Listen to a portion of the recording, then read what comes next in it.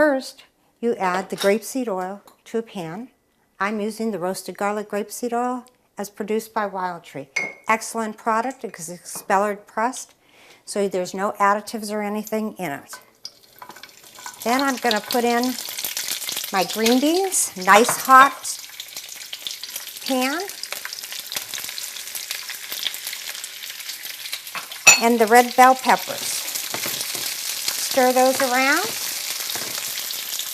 Now I'm going to add the mushroom seasoning. This is called Mia Bella pasta sauce seasoning, but it has portobello mushrooms right in it. You can add it to red sauce. Well, I have experimented with this a couple weeks ago, and I just think it gives the best flavor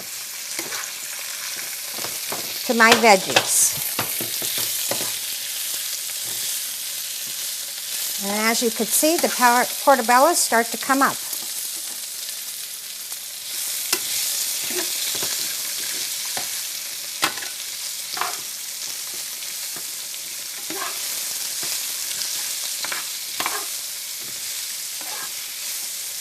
These take very little time, 2 to 3 minutes, and they're really done because you want them so they're still a little crisp.